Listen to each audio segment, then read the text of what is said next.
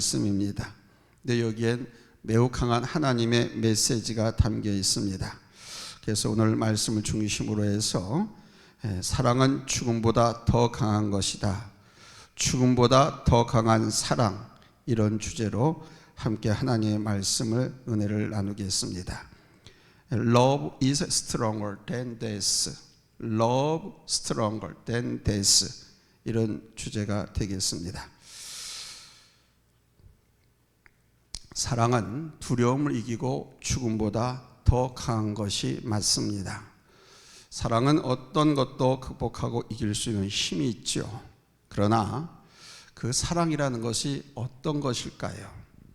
세상에서 말하는 그런 사랑으로는 죽음과 두려움, 그 어떤 것도 이길 수가 없습니다. 우리 말에는 사랑이라고 하는 이 말을 한 단어로 다 표현하지만 헬라인들은 사랑의 내용에 따라서 사랑이라는 말을 각기 다른 말로 표현했습니다.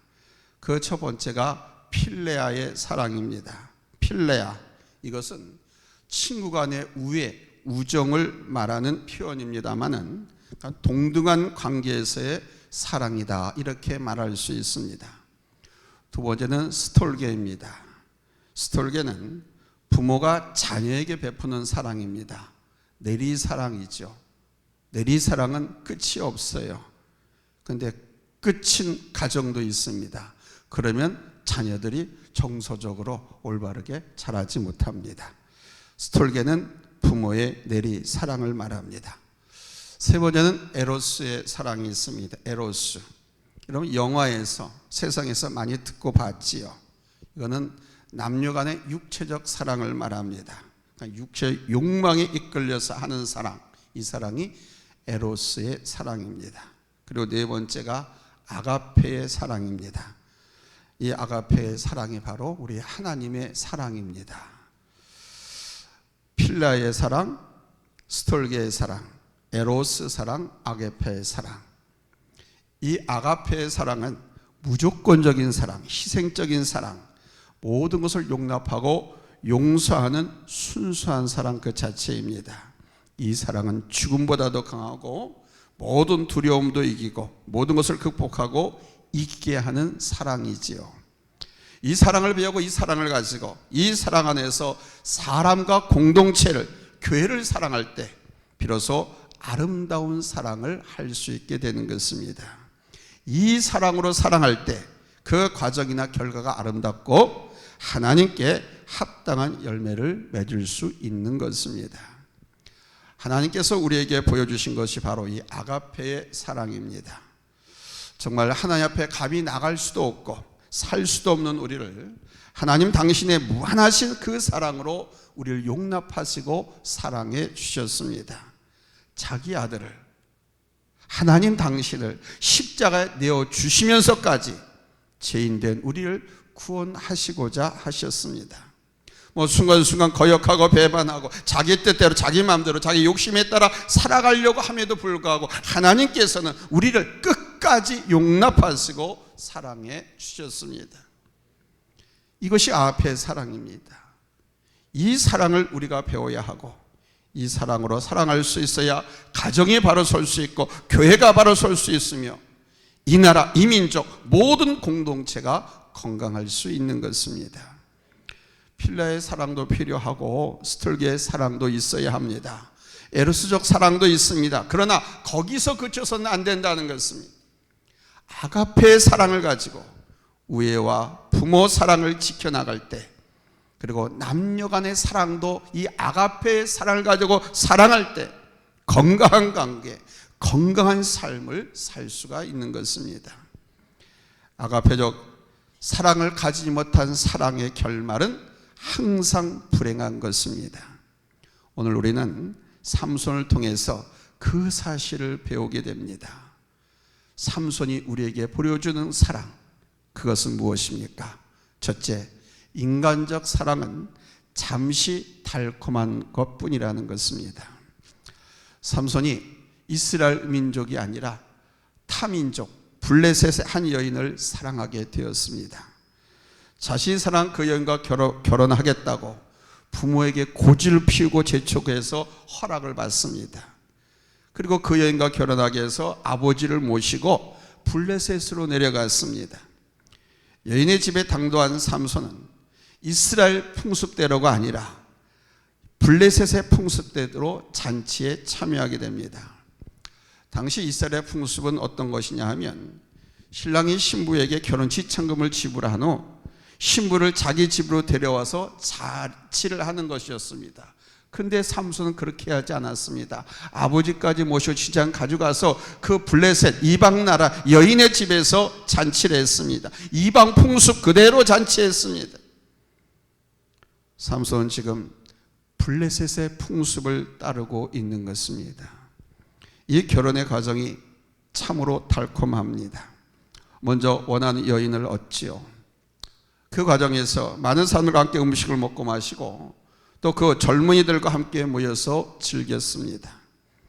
이 결혼을 위해서 블레셋 청년 30명이 친구가 되어서 삼손과 함께 했습니다. 무려 7일 동안 잔치를 벌였다고 했습니다. 잔치를 하면서 수수께끼도 내고 그리고 게임도 하면서 즐겼습니다.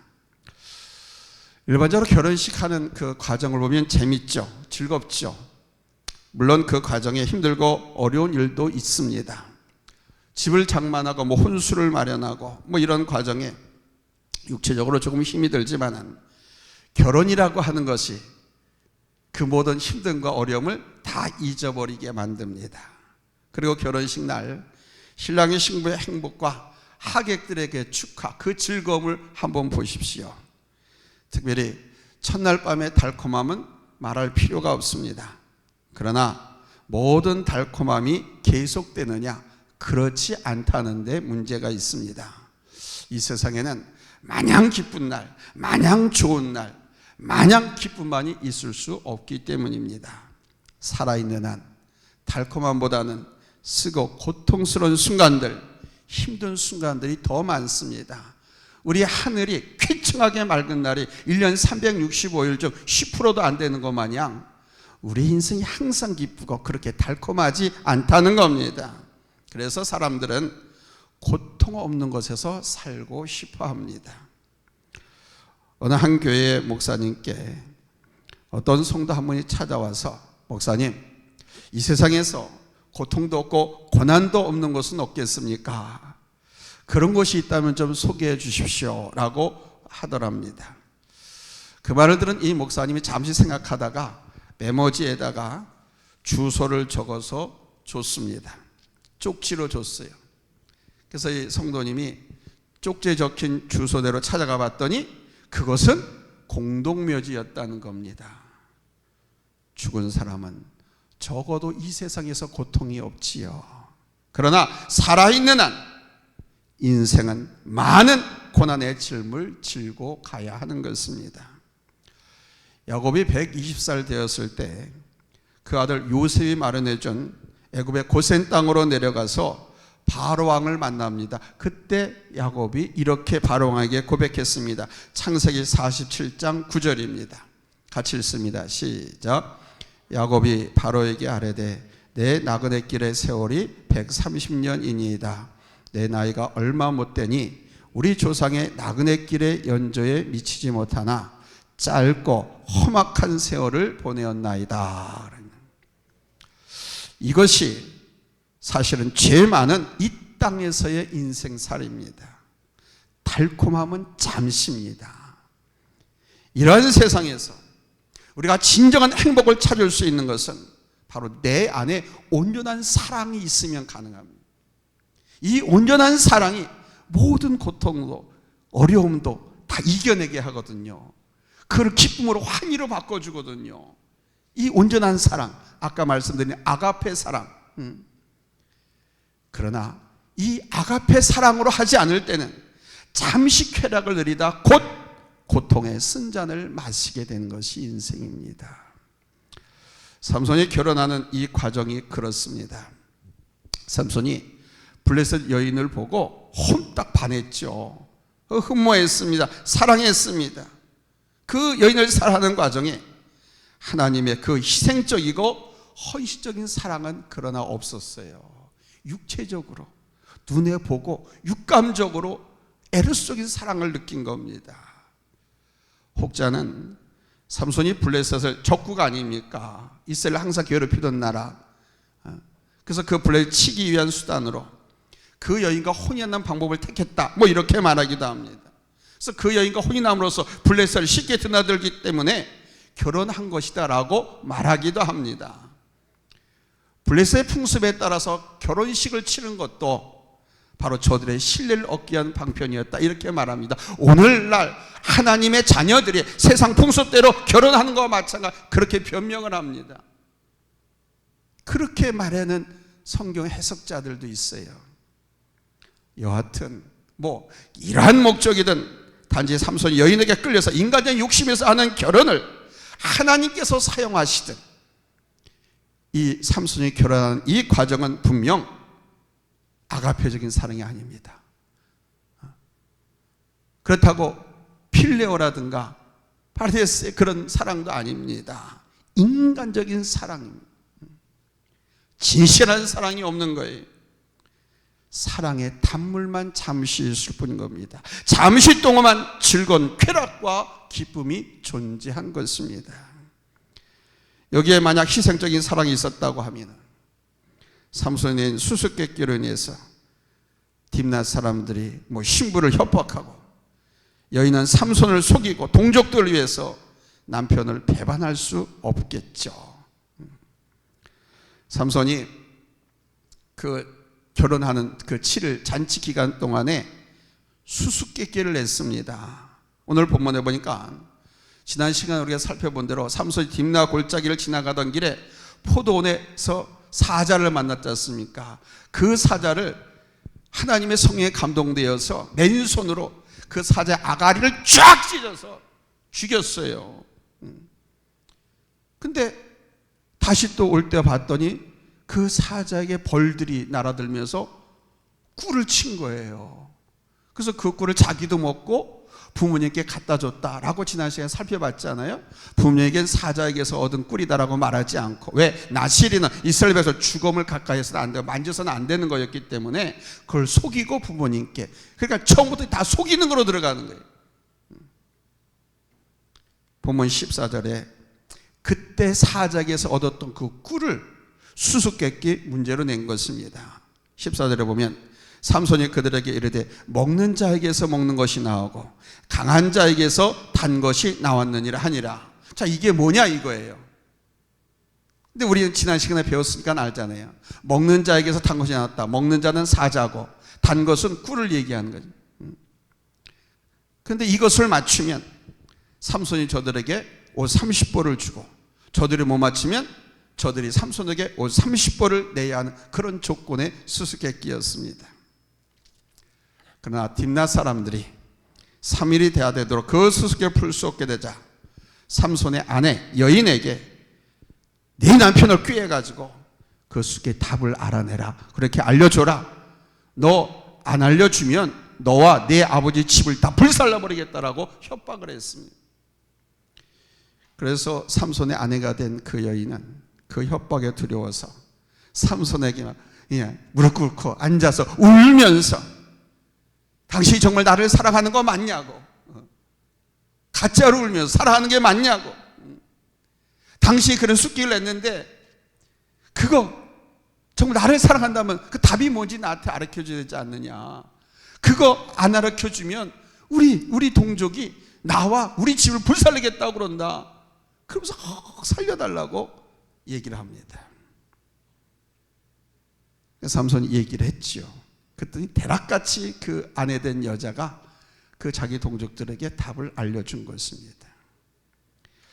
이 모든 일련의 과정을 보면 인간적인 사랑 때문에 비극이 지금 스물스물 피어오르고 있는 것을 볼 수 있습니다. 여러분, 희생 없는 사랑은 두려움밖에 없는 거예요. 필요에 따라서 속이기도 하고 배반도 하고 자신에게 유리한 쪽으로 행동하는 것입니다. 희생이 없는 사랑은, 아가페적 사랑이 아닌 것은 오늘 이 땅에 많은 사람들이 불행이라고 하는 굴레를 쓰고 있는 것은 바로 이러한 희생적인 사랑이 없는 사랑의 결과입니다. 남녀가 헤어지느니 마느니, 부부가 이혼하니 마니, 가족들이 서로 싸우고 등 돌리고 돌아서고, 이웃과 공동체가 서로 분쟁하고 싸우는 이유가 무엇입니까? 교회 안에 분쟁이 일어나고 교회가 갈라서는 이유가 무엇입니까? 바로 모든 관계에서 이기적인 사랑으로 사랑했기 때문입니다. 예수 그리스도의 이름을 말하고 하나님의 사랑을 말했지만은 단지 이름과 사랑이라고 말뿐 그 능력은 가지지 못했기 때문입니다. 경건의 모양은 있으나 경건의 능력이 없는 것과 같은 것입니다. 사도 요한의 말대로 하나님의 사랑에서 나오는 행함과 진실함으로 우리는 사랑할 수 있어야 합니다. 요한일서 3장 18절에서 말씀하죠. 우리에게 권면합니다. 같이 읽겠습니다. 시작. 자녀들아, 우리가 말과 혀로만 사랑하지 말고 행함과 진실함으로 하자. 아멘. 두 번째는 우리는 영원한 사랑을 배워야 합니다. 영원한 사랑이 뭡니까? 아가페적 사랑이 있죠. 아가페적에서 끝없는 사랑, 한없는 용서, 영원한 사랑입니다. 변하지 않고 흔들리지 않는 사랑, 하나님께서 부어주시고 보여주신 사랑, 그 사랑의 본질을 알고 그 사랑을 우리가 배워야 한다는 것입니다. 고린도전서 13장 4절에서 8절은 바로 그 영원한 사랑의 본질, 그 영원한 사랑, 아가페 사랑이 뭐냐 하는 것을 우리에게 가르쳐 줍니다. 아가페 사랑이 뭐냐 우리 한번 확인하겠습니다. 고린도전서 13장 4절로 8절입니다. 이것이 영원한 사랑의 본질입니다. 잘 쓰면 아멘 합니다. 합독합니다. 시작. 사랑은 오래 참고, 사랑은 온유하며 쉬게 하지 아니하며, 사랑은 자랑하지 아니하며 교만하지 아니하며 무례에 행하지 아니하며 자기의 유익을 구하지 아니하며 성내지 아니하며 악한 것을 생각하지 아니하며 불의를 기뻐하지 아니하며 진리와 함께 기뻐하고 모든 것을 참으며 모든 것을 믿으며 모든 것을 바라며 모든 것을 견디느니라. 사랑은 언제까지나 떨어지지 아니하되 예언도 패하고 방언도 그치고 지식도 패하리라. 아멘. 이게 뭐라고요? 이게 영원한 사랑, 사랑의 본질입니다. 이러한 사랑이라면 모든 관계 속에서 다툼이나 분쟁, 자기의 이익을 위한 속임수나 거짓된 행동은 하지 않겠죠. 이 사랑이라면 끝까지 신뢰하고 의지하고 믿음으로 함께 갈 수 있는 사람 아닙니까? 우리가 지금보다도 더 이 사랑을 배우고 얻기 위해서는 더 온전한 믿음을 갖기 위해서 힘을 써야 됩니다. 하나님께 대한 믿음이 온전할 때 더욱 하나님을 사랑하게 되는 것이고, 하나님을 사랑함으로써 하나님께서 나를 얼마나 사랑하시는가를 더욱 깊이 알게 됩니다. 그 사랑을 알면 알수록 내 안에 그 사랑의 깊이와 높이와 넓이도 더해 가는 것입니다. 사랑은 그래서 믿음과 분리되지 않습니다. 사랑과 믿음은 따로따로가 아닙니다. 같이 다니는 거예요. 같이 사는 거예요. 사랑하면 믿게 됩니다. 믿음을 갖게 되면 더욱더 사랑하게 되죠. 제가 아는 한 목사님은 어릴 적에 그 부모님이 교회 사찰 집사로 봉사를 하셨습니다. 교회 뒤편에 마련된 사찰 집사 집에서, 그러니까 교회 안에서 자랐습니다. 지금도 좀 그렇습니다만은 사찰 집사로 봉사하시는 분들 보면 되기가 좀 어렵습니다. 이 목사님이 어려서부터 부모님이 사찰 집사로 봉사하시는 그런 가정에 살았기 때문에 사찰 집사 아들 이렇게 별명이 붙으면서 다른 또래 아이들에게는 놀감 내지 무시도 당했습니다. 그러나 이 목사님은 교회에서 항상 밝고 건강하게 자랐습니다. 그리고 커서 신학대학을 진학을 하고 목회자의 길을 걷게 되셨습니다. 그 지난 과정을 이야기하면서 이 목사님은 자가 이렇게 목회자의 길로 이렇게 들어섰고 신앙과 삶이 온전하고 바뜻하게 살아올 수 있었던 것은 자기가 섬기던 교회, 그 교회의 주일학교 선생님 때문이었다라고 고백을 했습니다. 그러니까 그 선생님 덕분으로 예수를 정말 믿게 되었고 올바르게 교회 안에서 자랄 수 있었다는 고백입니다. 그 선생님은 항상 밝게 웃으면서 아이들을 가르쳤고 자기뿐만 아니라 다른 아이들도 항상 칭찬과 격려를 야단과 꾸짖음보다 더 많이 하셨대요. 한 번은 교회에서 성경 암송대회를 하게 되었는데 마침 자기 반에서 대표로 나가서 암송하라는 아이가 그날 안 나왔더래요. 그러면서 이 목사님 보러 네가 한번 나가보지 않을래? 그러더라는 겁니다. 그래서 암송 쉽진 않습니다. 성경 한 장 전체를 다 암송하는 것이니까. 그래서 어렵지만 선생님이 믿고서 맡긴다고 하니까 기뻐가지고 그냥 어렵지만 암송을 했대요. 그래서 자기 반 대표로 교회 모든 성도들 앞에 나가서 그날 저녁 예배 때 성경 암송을 했다고 합니다. 암송을 마치고 자리에 들어오는데 선생님이 얼마나 기뻐하시는지 이 어린 목사님을 번쩍 들어가지고 선생님 무릎에 앉히고 예배 끝날 때까지 그렇게 잘했다, 잘했다 하면서 칭찬을 아끼지 않으시더랍니다. 예배 끝날 때까지. 그때 이 목사님이 자기 그 반 선생님이 얼마나 자기를 사랑하시는지를 알게 되었고 선생님의 그 사랑을 통해서 예수님을 믿었고 알게 되었다라는 그런 고백입니다. 그때 그 선생님의 그 사랑 때문에 계속해서 꾸준히 신앙생활을 할 수 있었고 또 주의 길을 가게 되는 계기가 되었다라고 고백을 합니다. 그렇습니다, 여러분. 이렇게 사랑은 믿게 만드는 것입니다. 그리고 그 믿음이 자라면서 더 하나님을 사랑하게 되고 그 사랑이 또한 교회와 가정과 이웃을 사랑하게 되는 것입니다. 이것이 사랑의 위대함이죠. 그러므로 여러분, 우리 하나님께 대한 믿음을 더 온전히 하시기 바랍니다. 더 굳건하게 하시기 바랍니다. 예수님께서 제자들에게 믿음을 더하기 위해서라고 성경에 보면은 이적과 표적을 해가지고 무슨 말씀을 하시고 나서 제자들에게 믿음을 더하게 하시기 위함이라 이런 표현이 종종 나옵니다. 왜 그러신 줄 아십니까? 단지 예수님께서 당신이 하신 일을 믿게 하기 위해서였을까요? 당신을 알아주기를 바라는 마음이었을까요? 그것이 아닙니다.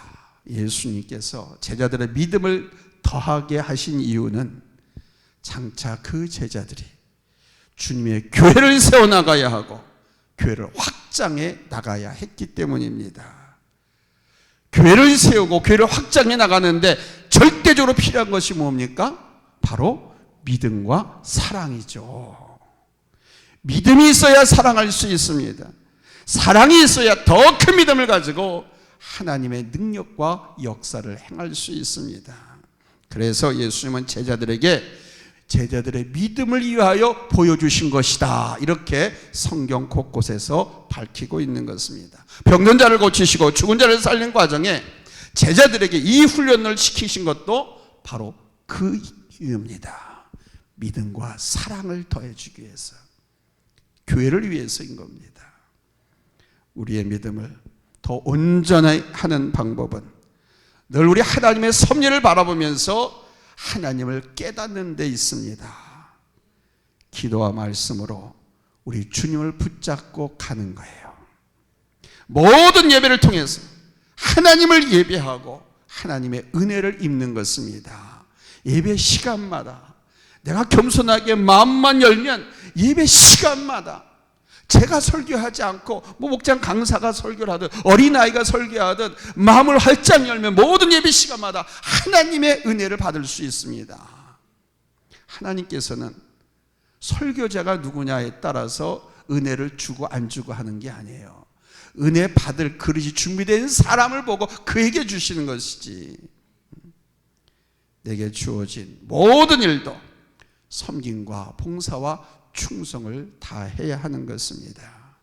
그러면 우리 하나님께서는 역사하시는 거예요. 이런 과정을 통해서 우리 하나님의 섭리를 깨닫고 하나님의 뜻을 알고 하나님의 능력도 체험하게 되는 것입니다. 그리고 그 사랑이 더 깊어지고 더 넓어지고 높아지게 되는 것입니다. 사랑하는 성도 여러분, 지금 나는 어떠한 사랑으로 사랑하고 있습니까? 내가 말하는 그 사랑은 도대체 무엇입니까? 오늘 말씀하시는 그 하나님의 사랑, 그 사랑을 점검해 봅시다. 나는 어떤 사랑을 하고 있는가? 그 사랑의 힘이 나와 내 아내, 남편, 내 가족들에게 어떤 모습으로 나타나고 있습니까? 그리고 하나님의 온전한 사랑을 더 배워야 됩니다. 우리는 죽을 때까지 배워야 돼요. 됐다, 그만 올라오라 할 때까지 배워야 됩니다. 하나님의 그 사랑, 지금보다 더 온전한 사랑, 결코 이기적이지 않는 순수한 사랑으로 사랑할 때 우리 모두는 하나님 나라의 삶을 살게 될 것입니다. 아멘. 결코 이기적이지 않는 순수한 사랑으로, 여러분 하나님께서 원하시는 행복한 성도의 삶, 하나님의 자녀들의 삶이 될 수 있기를 예수님의 이름으로 축원합니다. 할렐루야. 기도합니다.